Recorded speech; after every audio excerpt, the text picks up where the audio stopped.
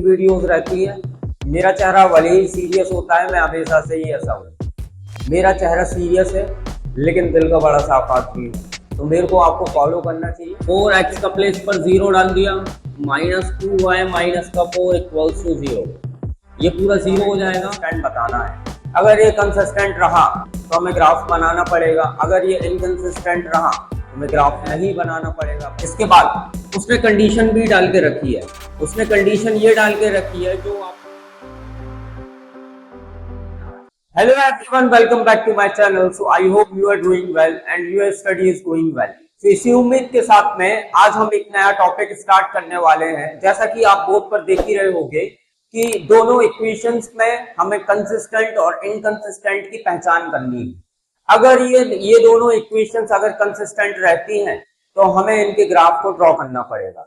अगर ये इक्वेशंस अगर इनकंसिस्टेंट हो जाती हैं तो हमें इसके आगे फिर कुछ नहीं करना है, हमें सिर्फ इनकंसिस्टेंट लिख के छोड़ देना है। Alright, so without wasting any time we have to start a question. Which of the following pair of linear equation are consistent and inconsistent? जैसे कि मैंने अभी कहा कि इन दोनों इक्वेशंस को हमें पहचानना है कि ये कंसिस्टेंट है कि इनकंसिस्टेंट है। सबसे पहले इसके a1, b1 और c1 निकाल लेंगे। तो पहली इक्वेशन का a1 हो जाएगा 1, b1 हो जाएगा -1 और c1 हो जाएगा, इसको इस तरफ ले आओगे तो -8 हो जाएगा। यहां से आप a1 निकाल लेना। a1 कितना हो जाएगा 3, b1 सॉरी ये a2 रहेगा, ये b2 रहेगा। b2 कितना हो जाएगा -3 एंड c2 कितना हो जाएगा 16 को इस तरफ ले आओगे -16 हो जाएगा। ठीक है, फिर आप इनके रेशियोज बना लेना। a1 अपॉन a2 1/3 आएगा, b1 अपॉन b2 -1 अपॉन -3 आएगा and c1 upon c2 -8 upon -16 आ जाएगा। माइनस से माइनस कैंसिल होगा, माइनस से माइनस कैंसिल होगा। यहाँ पर ये दोनों कैंसिल हो जाएंगे। 2 से 2 4 the 8, 2 8 the 16, 4 1 the 4 2 the 8 means 1/2 आएगा। तो आपने ये ऑब्जर्व किया, a1 अपॉन a2 1/3 आ गया, b1 अपॉन b2 1/3 आ गया एंड c1 अपॉन c2 1/2 आ गया। इसका मतलब ये हो गया कि a1 अपॉन a2 बराबर है b1 अपॉन b2 के, लेकिन c1 अपॉन c2 के ये दोनों बराबर नहीं है। अगर ये दोनों बराबर नहीं है इसका मतलब ये दोनों लाइनें क्या हो जाएंगी, ये दोनों लाइनें पैरेलल हो जाएंगी, होंगी ना पैरेलल। अगर ये दोनों लाइनें पैरेलल होंगी, अगर ये दोनों लाइनें पैरेलल हो जाएंगी तो क्या केस बन जाएगा। पैरेलल लाइन के तो नो सॉल्यूशंस होते हैं। पैरेलल लाइंस क्या होती हैं और पैरेलल लाइंस इनकंसिस्टेंट होती हैं। These are parallel lines and these will be, this condition will be inconsistent. This condition is inconsistent condition. Inconsistent condition. इन दोनों का इनकंसिस्टेंट कंडीशन बन जाएगा। और इंटरसेक्टिंग का क्या केस चलता है, इंटरसेक्टिंग का केस चलता है a1 upon a2 does not equals to b1 upon b2। Clear है। और a1 upon a2 equals to b1 upon b2 does not equals to c1 upon c2। ये लाइनें होती हैं पैरेलल लाइंस, ये लाइनें होती हैं पैरेलल लाइंस। और तीसरा condition a1 upon a2 equals to b1 upon b2 equals to c1 upon c2। ये वाली लाइनें होती हैं कौन सी, coincidence line, coincidence line, coincidence line, coincidence line. आपको समझ में आ गया, कोइंसिडेंट लाइंस। सिर्फ 3 कंडीशंस होती हैं। पहली जो कंडीशन है वो इंटरसेक्टिंग लाइंस की कंडीशंस है, second condition is parallel lines and third condition is coincidence line. I hope आपको ये क्लियर हो गया होगा क्वेश्चन। अब हम इसके बाद आगे बढ़ते हैं और दूसरा क्वेश्चन देखते हैं। चलो स्टार्ट करते हैं, सेकंड क्वेश्चन स्टार्ट करते हैं। सेकंड क्वेश्चन वही उससे रिलेटेड है, कंसिस्टेंट और इनकंसिस्टेंट बताना है। अगर ये कंसिस्टेंट रहा तो हमें ग्राफ बनाना पड़ेगा, अगर ये इनकंसिस्टेंट रहा तो हमें ग्राफ नहीं बनाना पड़ेगा, बच जाएंगे। अगर आप इस चैनल पर नए हो तो मैं फिर से बोल रहा हूँ कि इस चैनल को प्लीज सब्सक्राइब कर दो और प्लेलिस्ट बना के रखी है। प्लेलिस्ट में रियल नंबर चैप्टर अपना खत्म हो चुका है, पॉलिनोमियल भी खत्म हो गया है, पॉलिनोमियल का वन शॉट और रियल नंबर का वन शॉट ऑलरेडी अपलोड हो चुका है। तो आप प्लीज वहां पर जाके पूरा देख सकते हैं, पूरा चैप्टर मर्ज करके एक ही वीडियो में मैंने कन्वर्ट कर दिया है। अगर आप लेक्चर वाइज देखना चाहते हैं तो लेक्चर वाइज देख सकते हैं, वीडियो को स्किप ना करो, पूरा पूरा देखो। वीडियोस को पूरा देखोगे अच्छे से कॉन्सेप्ट समझ में आएंगे, सारे कॉन्सेप्ट समझ में आएंगे। बड़ी ही इंटरेस्टिंग वीडियोस रहती है। मेरा चेहरा भले ही सीरियस होता है, मैं हमेशा से ही ऐसा हूँ, मेरा चेहरा सीरियस है लेकिन दिल का बड़ा साफ आदमी हूँ। तो मेरे को आपको फॉलो करना चाहिए, सब्सक्राइब करना चाहिए। So without wasting any time we have to start a second question. Alright, Which of the following pair of the linear equation are consistent and inconsistent? वही पुराना क्वेश्चन है। a1 b1 c1 निकाल लो। a1 का value 2 हो जाएगा इस equation से, b1 का वैल्यू 1 हो जाएगा एंड c1 का वैल्यू माइनस का 6 हो जाएगा। a2 का वैल्यू कितना हो जाएगा 4, b2 का वैल्यू कितना हो जाएगा माइनस का 2 एंड c2 का वैल्यू कितना हो जाएगा माइनस का 4। इतना क्लियर हो गया। अब इनके रेशियोज निकालो। a1 अपॉन a2 का रेशियो आ जाएगा 2/4। इसको आप कैंसिल करोगे तो 1/2 आ जाएगा। मतलब a1 अपॉन a2 कितना आ गया आपका 1/2 आ गया। b1 अपॉन b2 देख लो, b1 अपॉन b2 हो जाएगा 1 अपॉन -2। 1 अपॉन -2 मतलब होता है -1/2। और c1 अपॉन c2 क्या हो जाएगा आपका -6/-4। माइनस से माइनस कैंसिल, 2 to the 4, 2 3 या 6। मतलब c1 अपॉन c2 कितना आ जाएगा 3/2 आ जाएगा।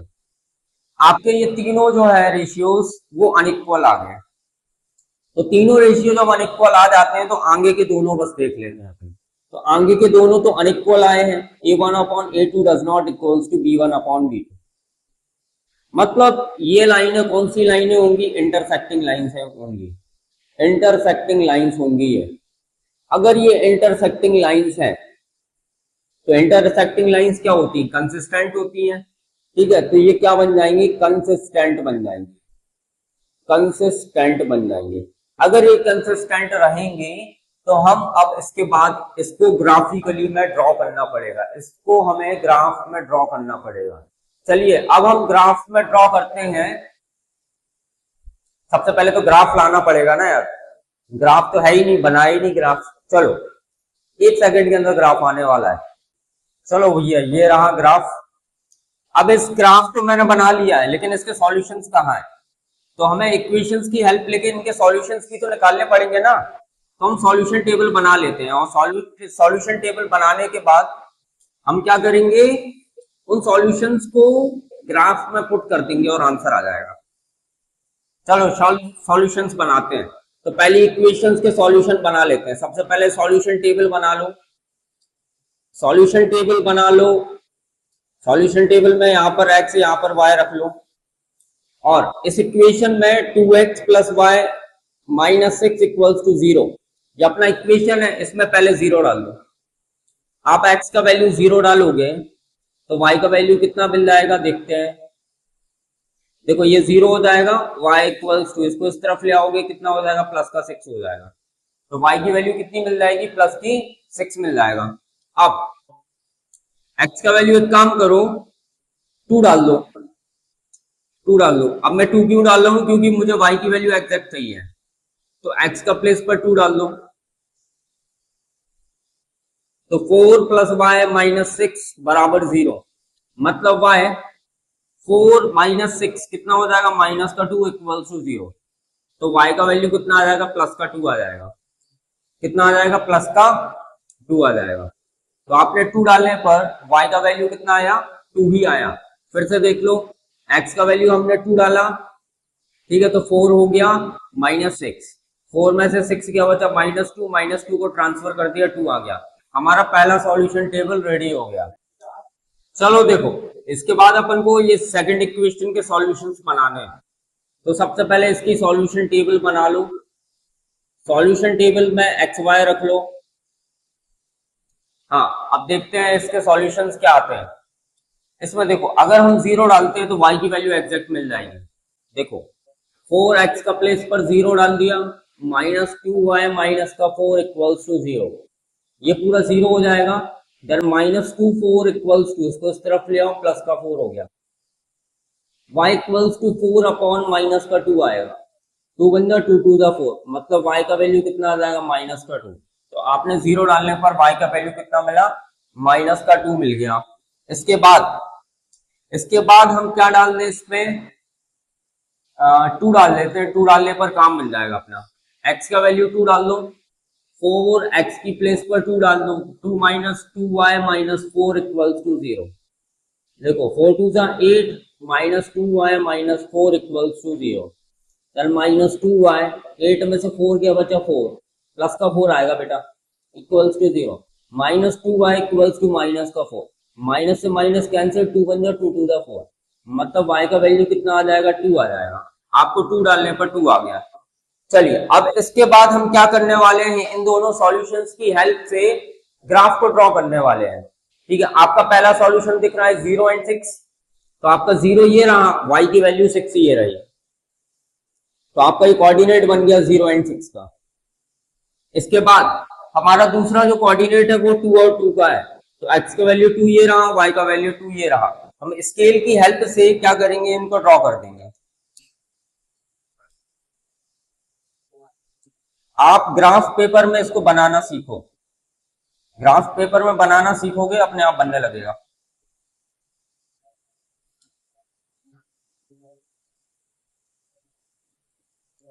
आपका ये कोऑर्डिनेट बन गया 2 और 2 का।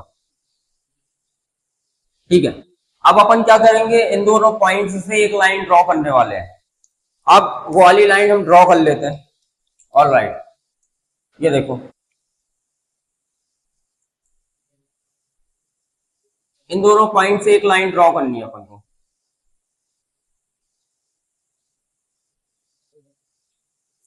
अपन ने ये ड्रॉ कर ली लाइन, लाइन ड्रॉ कर ली। इसके बाद हमें दूसरे वाले जो सॉल्यूशन है उनको भी अरेंज करने हैं ग्राफ में। 0 एंड -2 है, 0 ये रहा, y की वैल्यू -2 ये रही, तो आपका ये कोऑर्डिनेट बन गया 0 एंड -2 का। ठीक है, आपका दूसरा सॉल्यूशन कौन कौन से आ रहा है, 2 एंड 2 आ रहे हैं, तो 2 एंड 2 तो सेम टू सेम ही आ रहे हैं। अब इन दोनों को भी मैच कर लेंगे अपन आपस में, लाइन ड्रॉ कर लेंगे। ये अपन ने लाइन ड्रॉ कर ली। लाइन ड्रॉ करने के बाद हमारी दोनों लाइंस कहां पर कट रही है, इंटरसेक्ट कहां पर कर रही है, इस पॉइंट पर कर रही है। क्लियर हो गया, इसका मतलब अपना ये सॉल्यूशन हो जाएगा। तो आपका x का वैल्यू कितना हो गया, 2 हो गया, और y का वैल्यू कितना हो गया, y का वैल्यू भी 2 हो गया। तो आपके ये दोनों फाइनली आंसर हो जाएंगे। ऑलराइट, आई होप आपको ये क्वेश्चन समझ में आया होगा। इजी और आसान क्वेश्चन था। ऑलराइट, चलिए स्टार्ट करते हैं। और बोर्ड पर एक नया क्वेश्चन दिख रहा है, उस क्वेश्चन को जल्दी फटाफट सॉल्व कर लेते हैं। आज का क्लास सिर्फ इस क्वेश्चन तक ही रहेगा, ये क्वेश्चन जैसे ही सॉल्व होगा और आज का क्लास ओवर हो जाएगा। ठीक, चलो देखो, half the parameter of a rectangular garden whose length is. अगर आप पैरामीटर रेक्टेंगल के पैरामीटर को आधा करते हो तो आपको 36 मिल जाता है, इस 36। फिर से पढ़ लेते हैं। Half the parameter of a rectangular garden, rectangular garden के पैरामीटर को अगर आधा करते हो, जिसकी लेंथ जो है विड्थ से 4 ज्यादा है, और उसका जो पैरामीटर का आधा है वो कितना है, 36 है। इसका मतलब पैरामीटर ऑफ रेक्टेंगल क्या होता है आपका, parameter of rectangle is 2l plus t, 2l plus t। लेकिन उसने ये कहा कि पैरामीटर का आधा, तो हाफ ऑफ द पैरामीटर कितना हो जाएगा, half of parameter, half of parameter will be 2l plus t upon 2। आधा तो यही होगा, इससे कैंसिल हो जाएगा। वैसे आधा जो है ना पैरामीटर पहले से ही दे रखा है 36, मतलब l प्लस बी का वैल्यू आपको पता चल गया 36 है। ये आपका पहला इक्वेशन हो जाएगा। क्लियर है, इसके बाद उसने कंडीशन भी डाल के रखी है, उसने कंडीशन ये डाल के रखी है जो आपकी लेंथ है ना वो ब्रेथ से 4 ज्यादा है, जो आपकी लेंथ है वो ब्रेथ से 4 ज्यादा है। क्लियर हो गया। अब बी को इस तरफ ले आओ तो L minus B equals to कितना आ जाएगा 4, ये आपका दूसरा इक्वेशन हो जाएगा। आई होप समझ में आया होगा। अब चूंकि ये ग्राफिकली से सॉल्व करना है तो ग्राफिकली से अपन सॉल्व कर लेते हैं। सबसे पहले इस इक्वेशन की हम सॉल्यूशन टेबल बना लेते हैं।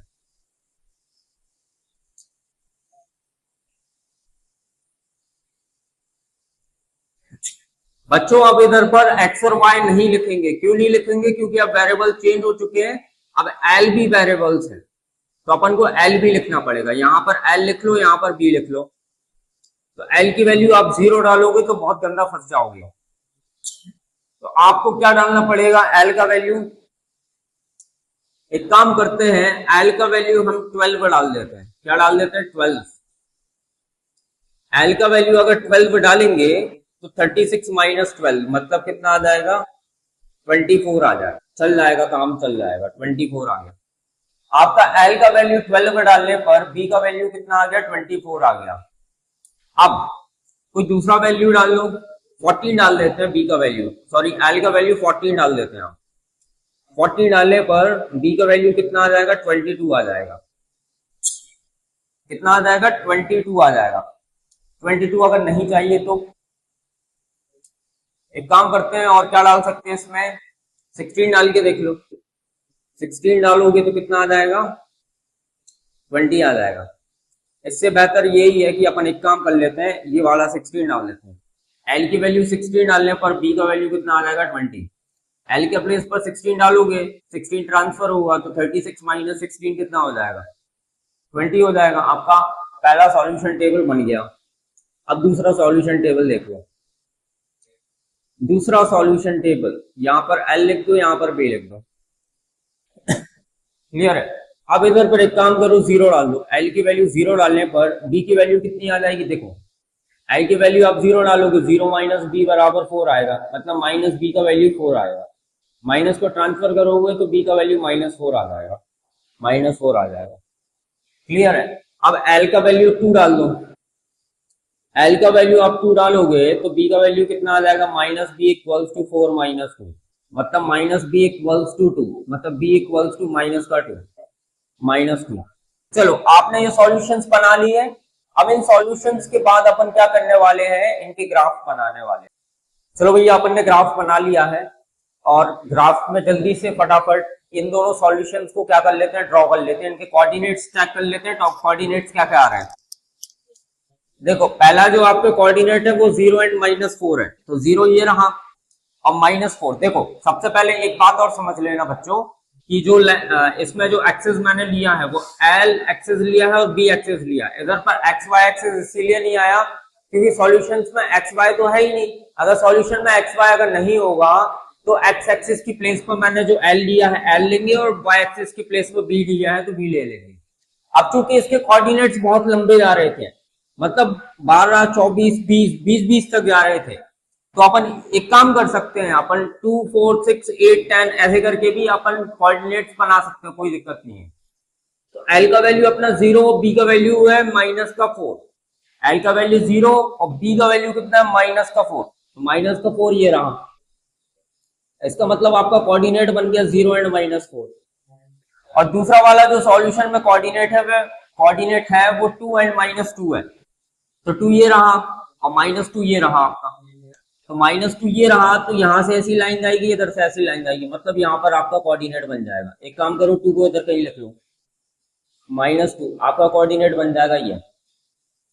तो इन दोनों पॉइंट की हेल्प से अपन क्या करेंगे? लाइन बना लेंगे। लाइन बना लो, ये देखो आपका ये लाइन बन गया लाइन। अब इसके बाद दूसरे सॉल्यूशन टेबल से 12 और 24 को अरेंज कर लेंगे। एल का वैल्यू 12, एल का वैल्यू 12 ये रहा, और बी का वैल्यू 24, बी का वैल्यू 24 ये रहा। तो अपन क्या करेंगे? अपन इन दोनों की हेल्प से, ये देखो 12 से लेकर 24 तक अपन को ऊपर जाना है। ऊपर जाने के लिए अपन लाइन बना लेंगे।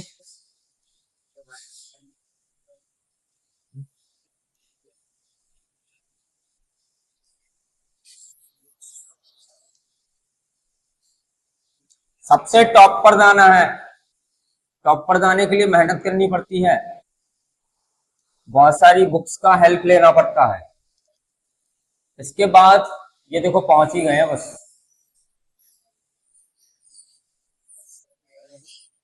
इसके बाद अपन लाइंस को आगे ले जाएंगे और इधर पर मैच कर देंगे आपस में। देखो ये कोऑर्डिनेट बन गया, ये बन जाएगा अपन का 12 एंड 24 का कोऑर्डिनेट।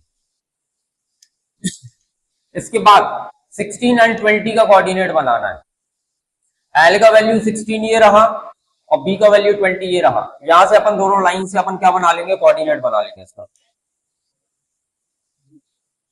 मैं तो भाई जब बोर्ड पे बना सकता हूं तो आप लोग कॉपी पे तो आराम से ही बना सकते हैं। बोर्ड पर ही मेरे एग्जैक्ट आ रहे हैं सॉल्यूशंस। अपन को 16 तक जाना है, ये रहा अपना 16।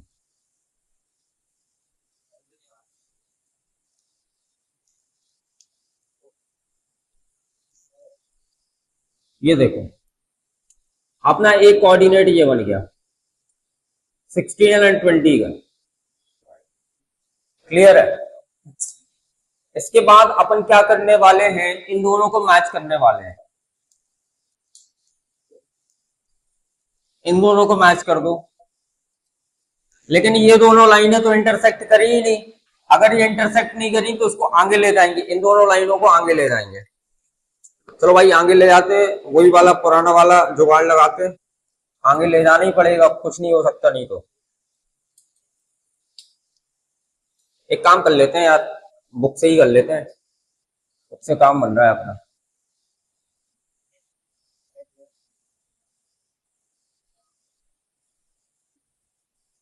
अगर लाइन थोड़ी सी भी टेढ़ी हुई तो आंसर नहीं आएगा।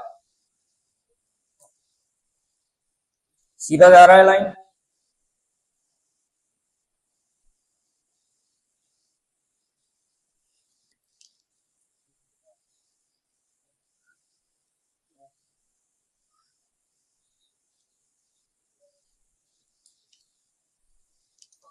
इन दोनों को आपस में मैच करा देंगे।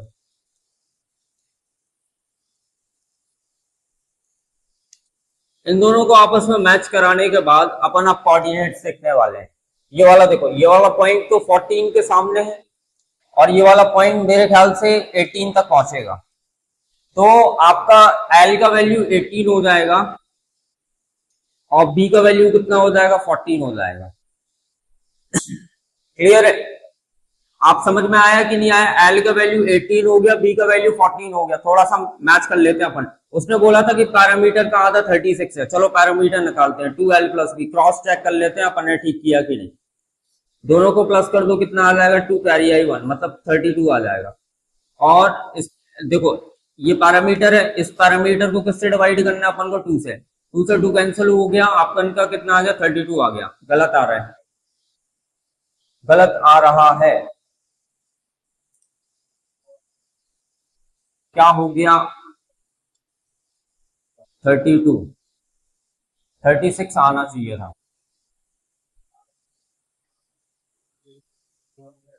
2 मल्टीप्लाई 2 कैरी है 132 4 6, इसको डिवाइड करेंगे 2 से 3। देखो अपन ने क्या किया, अपन ने क्रॉस चेक किया और क्रॉस चेक करते हुए अपना आंसर आ गया गलत। अगर अपना आंसर गलत आया है इसका मतलब सर ने लाइंस बनाने में कुछ मिस्टेक किया है। तो आप ग्राफ पेपर में जब इन दोनों लाइनों को सही तरीके से अरेंज करोगे इसी फॉर्म में, आपको कोऑर्डिनेट्स लेने हैं 2 का टेबल वाले, 2 4 6 8 10। बेटा आप लोगों को पता है कि बोर्ड पे बनाना इजी नहीं होता है, टफ होता है। बोर्ड पे एग्जैक्ट लाइनों का मैच कराना बहुत ज्यादा मुश्किल होता है। तो आप लोग उसको ग्राफ में ड्रॉ करो। ग्राफ में ड्रॉ करने के बाद आपको एल का वैल्यू कितना मिल जाएगा, 20 मिल जाएगा और बी का वैल्यू मिल जाएगा 16। एल का वैल्यू 20 एंड बी का वैल्यू 16 मिल जाएगा। अगर आप इसका पैरामीटर निकालते हो, 20 प्लस 16 करते हो तो 2 मल्टीप्लाई 6 एंड 3 36 आता है। अगर आप इसको 2 से डिवाइड करोगे तो 36 आपका आंसर आ जाएगा। अभी सर ने जो किया है, सर की शायद ये वाली लाइन क्या पता टेढ़ी हो गई हो, क्योंकि मैं आपको पता ही है कि मेरे पास उतना बड़ा स्केल नहीं है, मैंने बुक से किया और बुक से लाइनों को मैच कराना मुश्किल होता है। और चूंकि ये ग्राफ कॉम्प्लिकेटेड था, आप समझ सकते हैं तो आई होप आपको आप ये क्वेश्चन को ट्राई करोगे और आप ये वाला क्वेश्चन ग्राफ में ट्राई करना, नो डाउट बन जाएगा, कोई दिक्कत वाली बात नहीं है। क्लियर है? आई होप आपको ये लेक्चर समझ में आया होगा और ये सेशन समझ में आया होगा। इसके बाद हम अब इस वीडियो के बाद हम एक नया चैप्टर अब शुरू करने वाले हैं, क्वाड्रेटिक इक्वेशन, जिसका नाम है क्वाड्रेटिक इक्वेशन। तो नेक्स्ट लेक्चर से अब क्वाड्रेटिक इक्वेशन शुरू हो जाएगा। आई होप आपको ग्राफिकली सॉल्यूशन समझ में आए होंगे। ग्राफिकली सॉल्यूशंस में दोनों इक्वेशंस की मदद से हमें दो सॉल्यूशन टेबल बनाना पड़ता है और दोनों सॉल्यूशन टेबल के कोऑर्डिनेट्स को अरेंज करना पड़ता है ग्राफ में, और फिर दोनों लाइनों को इंटरसेक्ट करा के इस पॉइंट से नीचे वाले एक्स एक्सिस पर ध्यान देना पड़ता है और वाई एक्सिस पर ध्यान देना पड़ता है। उसके बाद इसमें ज्यादा कुछ खास बात नहीं है, बस इतना ही है। Alright, have a good day.